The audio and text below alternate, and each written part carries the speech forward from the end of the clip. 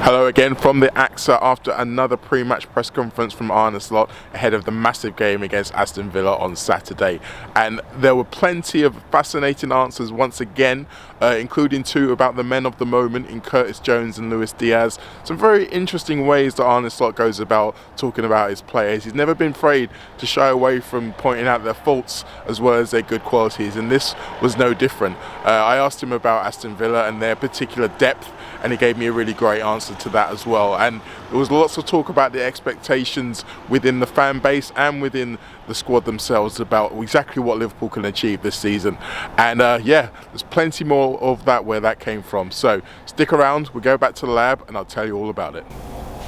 Welcome back to the lab. We are here once again to go a little bit deeper into exactly what Arne Slot had to say ahead of the Aston Villa game tomorrow. And again, he's been really good and really consistent with giving us fascinating things to talk about. And as much as we did have the questions about contracts and about fitness, and once again, none of them really gave anything interesting, so we're not going to bother with all of those.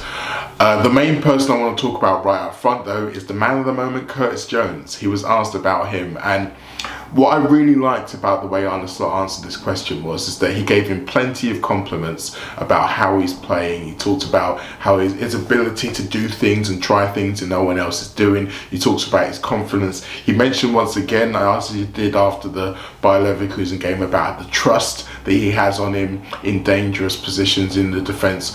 Trust is what every player wants from his manager. However, he was once again not afraid to talk about the bad points of Curtis Jones's game. He mentioned the fact that he's been in a good moment since he's become a father in the recent games, but also that his start to the season was below par, something that, again, a lot of managers would maybe shy away from. The other thing that he said is that he said, in his own opinion, that he maybe holds on to the ball a little bit too long, which certainly made me raise my eyebrows, because this is something that's been thrown at Curtis Jones from fans for a long time, but it's still surprising to hear it from a manager. He used it within the context of talking about potential consistency, and that was the real message that he wanted to put across in this press conference when talking about Curtis. He was saying about how the best players perform at the level he's at every 3 days, game after game, and reaching that level of consistency is the next step for him. And again, when you think about the way the managers talk about players, it's very rare that a manager will openly challenge a player quite like that. If you think about maybe the way he's answered questions about Darwin Núñez, for example, he's always been keen to throw mitigation in there in terms of how little he's playing, but also when he's praised him at certain times, he's been talking about how the team have helped him in chances, not really putting everything onto the own individual. Whereas perhaps Curtis is the kind of personality who responds well to those kind of challenges, and maybe Arne Slot knows a little bit more about him as a person to be able to say that yes, I can publicly say these kind of things to you, and you're not going to take it the wrong way. You're going to take it in the way that it's meant, and you're going to rise to the occasion. I hope that is the case, because I think, as Slot acknowledged, Curtis Jones is a fantastic player and got so much potential to be able to be a real star for this Liverpool team, and to be able to do it week in, week out is going to be really the key. The second of my big takeaways from this press conference is about daring to dream. He was asked about managing expectations both within the dressing room and within the fan base. When it comes to the dressing room, he gave kind of the stock answer, the answer that I was expecting really. He talked about how they're not really talking about expectations in terms of the season. The only expectations they have is every day on the training pitch to be able to go out there and improve as players or maintain the high level that those of them at a high level have already reached. And as much as obviously they have the news, they see things about what people are saying. I mean, in the AXA Training Centre, there's a massive TV screen with Sky Sports News running, so yes, they do see what we say, but it doesn't really permeate into the minds of the players. They're not really talking about it at times in dressing rooms or on the training pitch. They're just strictly about business, and considering the amount of experienced players that they've got in that squad, that doesn't surprise me. The fascinating part was when he answered the question about the fan base. Now, at times, previous managers have been looked to dampen down expectations, particularly this early in the season. We've seen how Liverpool can build momentum and how sometimes that can work against us when it comes to maybe the pressure getting too high. Perhaps we saw a little bit of that towards the end of last season with the whole Klopp's farewell thing. But Arne Slot said that he wanted, if the expectation for the fans meant that they delivered the kind of atmospheres that we've had at Anfield for the last 2 games, then he was happy for them to dream. He was happy for them to dream big. And again, this really feels quite interesting to me, because this is perhaps another opportunity or another instance of Arne Slot really trying to use and harness the weapon that is the Anfield crowd. Now, when he was early on in his tenure, he wasn't really trying to court the audience, court the crowd that much. He was really concentrating on the business of actually coaching the team and winning football matches, and everything else would take care of itself. But he also mentioned in the press conference the fact that there's been some very tight games in recent weeks, and although we are still winning, it's not easy.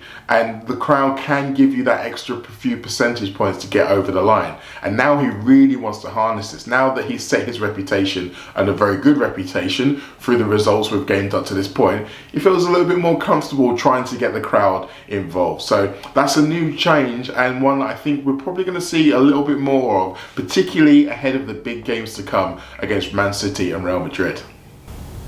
Now, next up, of course, I asked Arne a question, and my question was about Aston Villa and all of the options they've got, and how hard it is to game plan for a team that've got so many things that they could do. Have a listen. Hi Arne, after Leverkusen you mentioned that managers seem to come to Anfield and change their game plan a lot. Thinking about Aston Villa, they've got such depth in their squad, not only in personnel but in terms of style. When you think about the difference between maybe a John McGinn or a Leon Bailey in the right wing, or even Ezri Konsa a right back or Ezri Konsa a centre back. With the team with so many options but are also in a bit of a bad moment at the moment, how hard is it to try and game plan for all the different permutations? If you ask me now, I would say it's not that difficult, because Unai Emery has played in a similar style for years now at Aston Villa. It's almost always the same formation, but it sometimes depends on a player that you can have different characteristics. But his style of play, his idea about football has been the same always.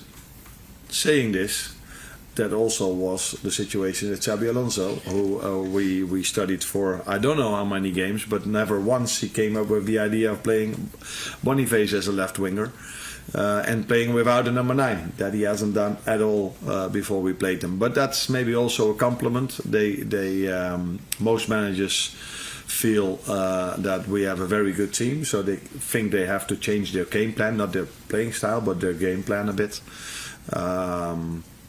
If you ask me now, do you expect Unai to change a lot? I would not expect that, because he never did this. Not if he played City, and also not when he played Liverpool in the past few years. But in terms of personnel, he can change a bit, like you just said. He has different option in the fullback, different option in the wings.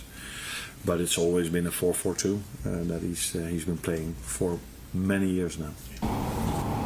Now today mine wasn't the only question that Arne felt he could really get his teeth into, but once again I did really enjoy what he had to say, and I felt like his answer came in multiple different points. First of all, something which I was going to ask him within the question, but frankly my question was already too bloody long, so I'm glad that he kind of picked up on it without me having to say it.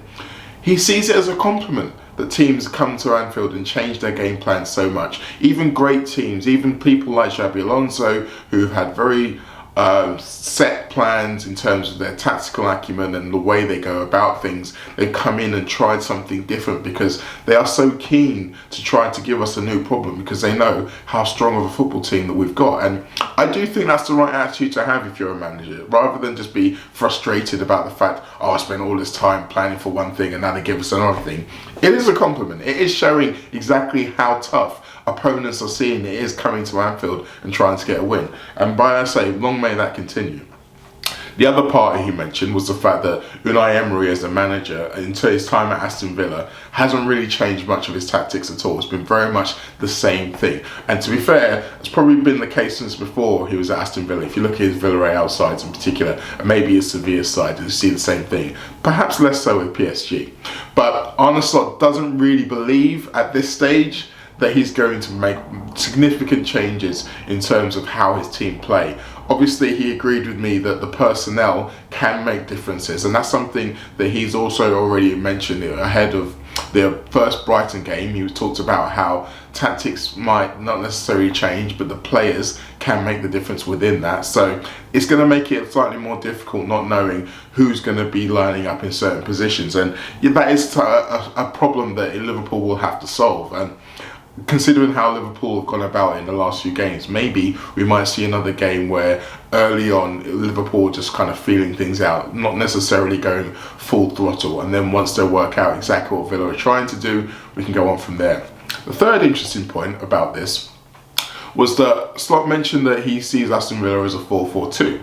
Now, most people would probably assume that they're more of a 4-2-3-1. I know that Arne Slot's had some interesting comments about formations before. I don't want to get too deep into that. But again, it does show how differently he sees the game, because obviously the starting positions might be one thing, but once the game state begins, then it looks a little bit different. I think if you think about how it would be Aston Villa a 4-4-2, the expectation would be that Morgan Rogers would join Ollie Watkins within the forward line, and the wingers, be it Ramsey, be it Philogene, or be it McGinn, or be it Bailey, would drop back alongside Onana and Tielemans, particularly when they don't have the ball. And obviously, if we see that, then it will know that Liverpool have been game planning to face against that, and will hopefully do a better job of being able to crack it a little bit quicker than they had previously.